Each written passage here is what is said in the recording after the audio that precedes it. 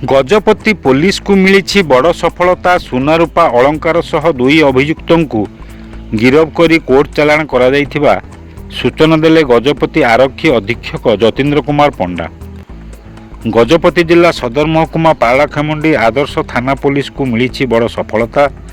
ଏକାଧିକ ଥାନା ଅଞ୍ଚଳରେ ସିରିଜ୍ ଚୋରି କରିଥିବା ଦୁଇ ଜଣ ଅଭିଯୁକ୍ତଙ୍କୁ ଧରିବା ସହ ସେମାନଙ୍କ ନିକଟରୁ ବହୁ ପରିମାଣର ସୁନାରୂପା ଅଳଙ୍କାର ସମେତ ବିଦେଶୀ ଟଙ୍କା ଓ ଚୋରିରେ ବ୍ୟବହୃତ ହୋଇଥିବା ସାମଗ୍ରୀ ଜବତ କରିଛି ପୋଲିସ। ଏନେଇ ପାରଳାଖେମୁଣ୍ଡି ଆଦର୍ଶ ଥାନା ପରିସରରେ ଏକ ସାମ୍ବାଦିକ ସମ୍ମିଳନୀରେ ଗଣମାଧ୍ୟମକୁ ସୂଚନା ଦେଇଛନ୍ତି ଗଜପତି ଆରକ୍ଷୀ ଅଧୀକ୍ଷକ ଯତୀନ୍ଦ୍ର କୁମାର ପଣ୍ଡା। ଗତ ଡିସେମ୍ବର ମାସ 13 ତାରିଖ ଦିନ ପାରଳାଖେମୁଣ୍ଡି ସହରର ବରିଷ୍ଠ ସାମ୍ବାଦିକ ଦ୍ୱିଜେନ ପାଢ଼ୀଙ୍କ ଘରୁ ବର୍ଗଲାରୀ ହୋଇଥିବାର ରିପୋର୍ଟ ଆମକୁ ମିଳିଥିଲା ଏବଂ ତାପରେ ପୁଣି ସେଇ ଡିସେମ୍ବର 27 ତାରିଖ ଦିନ ଆମ ପାରଳାଖେମୁଣ୍ଡି କୁମଟି ସାହିରେ ଗୋଟେ ଜୁଏଲାରୀ ସପ୍ର ମଧ୍ୟ ବର୍ଗଲାରୀ ହୋଇଥିବାର ରିପୋର୍ଟ ହେଇଥିଲା। ଏ ଦୁଇଟି କେସ୍ର ମୋଡସ୍ ଅପରେଣ୍ଡି ପ୍ରାୟ ଏକ ପ୍ରକାର ଥିଲା। ସେଥିପାଇଁ ଆମେ ୟାକୁ ଗୋଟେ ଚ୍ୟାଲେଞ୍ଜ ହିସାବରେ ନେଇକି ଏସ୍ଡିପିଓ ପାରଳାଖେମୁଣ୍ଡିଙ୍କ ତତ୍ତ୍ୱାବଧାନରେ ଏବଂ ଆଇଆଇସି ପାରଳାଖେମୁଣ୍ଡିକୁ ନେଇକରି ଗୋଟେ ସ୍ୱତନ୍ତ୍ର ଟିମ୍ କରାଯାଇଥିଲା, ଯେଉଁଥିରେ ପାରଳାଖେମୁଣ୍ଡି ଥାନାର ଅଫିସର ମାନେ ଏବଂ ଗୋରାଣ୍ଡି ଥାନାର ଆଇଆଇସି ଏମାନେ ସବୁ ଥିଲେ। ଏଥିରେ ଆମକୁ ଟେକ୍ନୋଲୋଜିର ସହାୟତା ବିଶେଷ କରି ନେବାକୁ ପଡ଼ିଥିଲା।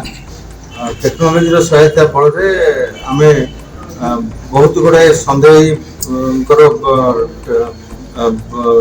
ମୋବାଇଲ ନମ୍ବର ପାଇଥିଲୁ ଏବଂ ସେଇ ମୋବାଇଲ ନମ୍ବର ଗୁଡ଼ିକ ପ୍ରାୟ 300 ସଂଖ୍ୟାରୁ ଉର୍ଦ୍ଧ୍ୱ ଥିଲା। ପ୍ରତ୍ୟେକ ମୋବାଇଲର ଲୋକେସନ୍ ଏବଂ ସିରିୟଲ୍ ଡିଟେଲ୍ସ ଆମକୁ ଭେରିଫାଏ କରିବାକୁ ପଡ଼ିଲା ଏବଂ ଶେଷରେ ଆଜି ଆମେ ସଫଳତାର ସହିତ ସେଇ ଦୁଇଟି କେସ୍ ସହିତ ଆଉ ଦୁଇଟି ବର୍ଗଲାରୀ ମଧ୍ୟ ଟୋଟାଲ 4ଟି ବର୍ଗଲାରୀ କେସ୍ର ଡିଟେକ୍ଟ କରିବାକୁ ଆମର ପୁଲିସ ଟିମ୍ ସକ୍ଷମ ହୋଇଛନ୍ତି। ପ୍ରାୟ 10 କେଜି ଓଜନର ରୂପା ଅଳଙ୍କାର ଏବଂ ସମସ୍ତ ଚୋରି ଯାଇଥିବା ସୁନା ଅଳଙ୍କାର ଯାହାକି ପ୍ରାୟ 10 ତୋଳାରୁ ଅଧିକା ହେବ ଏବଂ କ୍ୟାସ୍ 33,000 ଟଙ୍କା।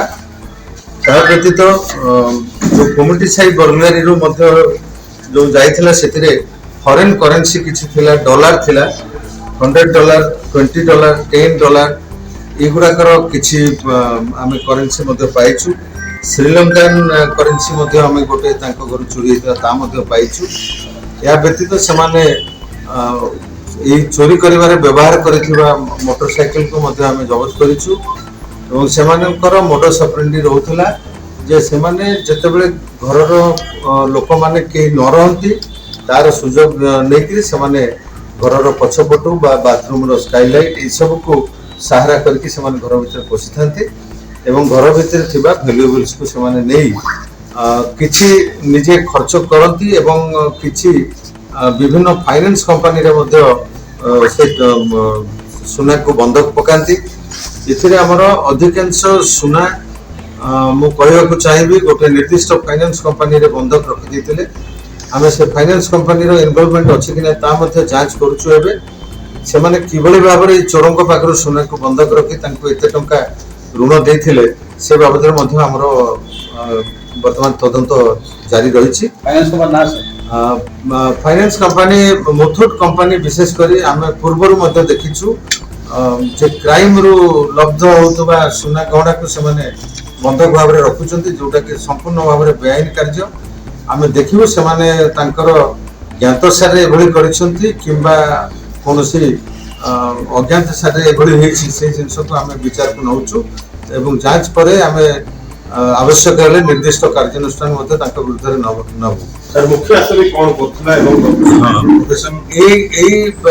जो 4टी बर्गलारी केस हम डिटेक्ट कलु ये 4टी जाक क्राइम 2 जन युवक करिसंती पारलाखेमुंडी रो ही युवक समाने जने टीपी एसओडीएल काम करंती मीटर रीडर भाबरे से द्विजेन पाड़ी इनको परिवार वर्ग जेतेबेले घरे नथिले कोनोसी कार्यक्रम पई समाने भुवनेश्वर जाइतिले तार सुजोग नहीं से मीटर रीडिंग करने को आसी जानवा पाई परिवार लोक बर्तमान किसी दिन नहांती यार सुजोग नहीं से जेहेतु पूर्व आसुले घर टोपोग्राफी जना ତେଣୁ ରାତିରେ ସେମାନେ ଘରର ପଛପଟୁ ବାଥରୁମର ସ୍କାଇଲାଇଟ୍ ଭାଙ୍ଗିକିରି ପଶିକିରି ତାଙ୍କ ଘରୁ କରିଥିଲେ।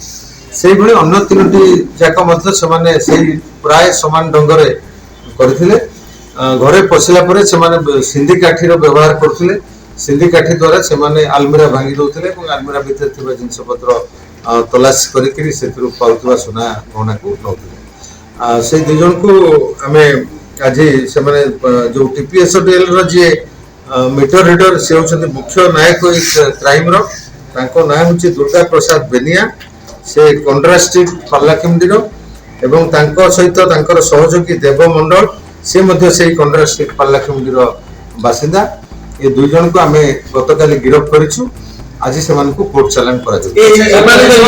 ସୁନା ବ୍ୟବସାୟୀ ମଧ୍ୟ କିଣିଥିବା ଗୋଟେ ଅଭିଯୋଗ ହଉଛି ଏବଂ ପୁଲିସ ମଧ୍ୟ ତା ତଦନ୍ତ କରୁଥିଲା ବୋଲି ଯାହା ଖବର ଆସୁଛି ସେ ନେଇ କଣ ସାର୍? ଦେଖନ୍ତୁ ମୁଁ ଆପଣଙ୍କୁ ଯେମିତି କହିଲି ଆମର ଅଧିକାଂଶ ଚୋରି ଯାଇଥିବା ସୁନା ଗୁଡ଼ିକୁ ଆମେ ମୁଥୁଟ୍ ଫାଇନାନ୍ସରୁ ରିକଭରି କରିଛୁ। ଆଉ ମଧ୍ୟ କିଛି ରହିଛି ଇଣ୍ଡିଆନ୍ ଓଭରସିଜ୍ ବ୍ୟାଙ୍କରେ ମଧ୍ୟ ଆହୁରି ପ୍ରାୟ 2 ତୋଲା ସୁନା ରହିଛି। ତାକୁ ଆମେ ଯେହେତୁ ଛୁଟି ପଡ଼ିଗଲା ଆମେ ଆଜି ତାକୁ ସିଜର କରିପାରୁନୁ। ଆସନ୍ତାକାଲି ଆମେ ତାର ପ୍ରକ୍ରିୟା ଆରମ୍ଭ କରିବୁ ଏବଂ ଯଦି ଅନ୍ୟ ସୁନା ଦୋକାନୀ କଥା କହୁଛନ୍ତି ତାହେଲେ ଅନ୍ୟ ସୁନା ଦୋକାନୀ ବାବଦରେ ଆମେ ତଦନ୍ତ ନିଶ୍ଚିତ କରିବୁ। ଯଦି ତାଙ୍କର ଇନଭଲଭମେଣ୍ଟ ଥିବ ସେ ଯିଏ ବି ହୁଅନ୍ତୁ ନା କାହିଁକି ତାଙ୍କୁ ଗିରଫ କରିକି ଆମେ କୋର୍ଟ ଚାଲାଣ। ମୁଁ ଆପଣଙ୍କୁ ଯେମିତି ମୂଳରୁ କହିଲି ଏଥିରେ ମୁଖ୍ୟତଃ ଆମେ ଟେକ୍ନୋଲୋଜିର ସହାୟତା ନେଇଥିଲୁ। ସେଗୁଡ଼ିକୁ ବିଶେଷ ଖୋଲିକିରି କହିବା ଉଚିତ ହେବ ନାହିଁ। ସେମାନେ କିଛି ଟେକ୍ନୋଲୋଜି ୟୁଜ କରୁଥିଲେ, ଚୋରମାନେ କିଛି ଟେକ୍ନୋଲୋଜି ୟୁଜ କରୁଥିଲେ କି ଲୋକେସନ ଜାଣିବା ପାଇଁ? ନାଇଁ, ଚୋରମାନେ କୌଣସି ଟେକ୍ନୋଲୋଜି ୟୁଜ କରିନାହାନ୍ତି। ସେମାନେ ସିଧାସଳଖ ଘରର ଇନମେଟ୍ସ ମାନଙ୍କର ଆବସେନ୍ସକୁ ଲକ୍ଷ୍ୟ କରିକି ଆସନ୍ତି ଏବଂ ସେଇ ତାର ସୁଯୋଗ ନେଇକି ସେମାନେ କ୍ରାଇମ କରନ୍ତି। ସାର୍ ଯେହେତୁ TPSODL ର ଜଣେ କର୍ମଚାରୀ ଏଥିରେ ସମ୍ପୃକ୍ତ ଥିବା ସ୍ପଷ୍ଟ ହେଉଛି, ତ ଏହି ତାଙ୍କୁ ମାନେ ଅନ୍ୟ ଯୋଉ କର୍ମଚାରୀ ଅଛନ୍ତି ସେମାନଙ୍କୁ ସଚେତନ କରିବା କିମ୍ବା ସେଭଳି କରିବା ପାଇଁ ଚିଠି ନିଶ୍ଚିତ ଭାବରେ ଏହା ଦ୍ୱାରା ମୁଁ ଜନସାଧାରଣଙ୍କୁ ମଧ୍ୟ ଜଣାଇବାକୁ ଚାହିଁବି ଯେଉଁମାନେ ମିଟର ରିଡିଂ କରିବାକୁ ଆସୁଛନ୍ତି, କ୍ଷୀର ବିକିବାକୁ ଆସୁଛନ୍ତି କିମ୍ବା କୋରିଅର ନେଇକି ଆସୁଛନ୍ତି, ମ୍ୟାଗି ସ୍ୱିଗିରେ କାମ କରୁଛନ୍ତି ଆସୁଛନ୍ତି, ସେମାନଙ୍କୁ ଟିକେ କେୟାରଫୁଲ ରହିବା ଦରକାର ଯେ ସେମାନେ ଯେହେତୁ ଫ୍ରିକ୍ୱେଣ୍ଟଲି ଆସନ୍ତି ଗୋଟେ ଘରକୁ, ଘରର ଭଲ ମନ୍ଦ ସେମାନେ ଜାଣିବାକୁ ସୁଯୋଗ ପାଇଥାନ୍ତି। ତେଣୁ ସେମାନଙ୍କ ପ୍ରତି ସମସ୍ତେ କେୟାରଫୁଲ ରହିବା ଦରକାର। ନିଶ୍ଚିତ ଭାବରେ ଆମେ TPSODLକୁ ମଧ୍ୟ ଚିଠି କରିବୁ ଯେ ତାଙ୍କର କର୍ମଚାରୀ ଏଇଭଳି କ୍ରାଇମରେ ଲିପ୍ତ ରହୁଛନ୍ତି, ତେଣୁ ସେ ମଧ୍ୟ ସେ ଦିଗରେ ସଚେତନ ହେଇକି ତାଙ୍କର କର୍ମଚାରୀ ମାନଙ୍କୁ ଉଚିତ ଶିକ୍ଷା ଦେଇକି ପଠେଇବେ। ପାଳାଖେମୁଣ୍ଡି କଣ୍ଡରା ସାହିର ଅଭିଯୁକ୍ତ ଦୁର୍ଗା ପ୍ରସାଦ ବେଣିଆ ଓ ଅଭିଯୁକ୍ତ ଦେବମଣ୍ଡଳ। ଅଭିଯୁକ୍ତ ଦୁର୍ଗା ପ୍ରସାଦ ବେଣିଆ TPSODLର ମିଟର ରିଡର ଭାବେ କାର୍ଯ୍ୟ କରୁଥିଲା। ଦୁର୍ଗା ଘର ଘର ବୁଲି ମିଟର ରିଡିଂ କରିବା ସହ ଘରଗୁଡ଼ିକରେ ତାଲା ପଡ଼ିଥିଲେ ବି ଚୋରି କରୁଥିଲେ। ତେବେ ଏହି 2 ଜଣଙ୍କୁ ଗିରଫ କରିବା ସକାଶେ ଜ୍ଞାନକୌଶଳର ବ୍ୟବହାର ହୋଇଥିବା ଆରକ୍ଷୀ ଅଧୀକ୍ଷକ ଶ୍ରୀ ପଣ୍ଡା ଗଣମାଧ୍ୟମକୁ ସୂଚନା ଦେଇଛନ୍ତି। ଏମାନଙ୍କଠାରୁ 9 କେଜି ରୂପା ଓ 10 ତୋଳା ସୁନା ଅଳଙ୍କାର ସମେତ 33,000 ଟଙ୍କା, କିଛି ବୈଦେଶିକ କରେନ୍ସି, 2ଟି ଗାଡ଼ି, 2ଟି ମୋବାଇଲ ଫୋନ୍ ସହ ତାଲା ଭାଙ୍ଗିବା ପାଇଁ ବ୍ୟବହୃତ ହୋଇଥିବା ସାମଗ୍ରୀ ଜବତ କରିବା ସହ 2 ଅଭିଯୁକ୍ତଙ୍କୁ ଗିରଫ କରି କୋର୍ଟ ଚାଲାଣ କରାଯାଇଛି। ଏହି ସାମ୍ବାଦିକ ସମ୍ମିଳନୀରେ ଗଜପତି ଆରକ୍ଷୀ ଅଧୀକ୍ଷକଙ୍କୁ ଛାଡ଼ି SDPO ମାଧବାନନ୍ଦ ନାୟକ, ପାଳାଖେମୁଣ୍ଡି ଆଦର୍ଶ ଥାନା ଅଧିକାରୀ ପ୍ରଶାନ୍ତ କୁମାର ଭୂପତି, ଗୁରାଣ୍ଡି ଥାନା ଅଧିକାରୀ ଓମ ନାରାୟଣ ପାତ୍ରଙ୍କ ସମେତ ଅନ୍ୟ ଅଧିକାରୀମାନେ ଉପସ୍ଥିତ ଥିଲେ। ଗଜପତିରୁ ବିବେକାନନ୍ଦ ବେହେରାଙ୍କ ରିପୋର୍ଟ, ଖୋଲା ଖବର TV।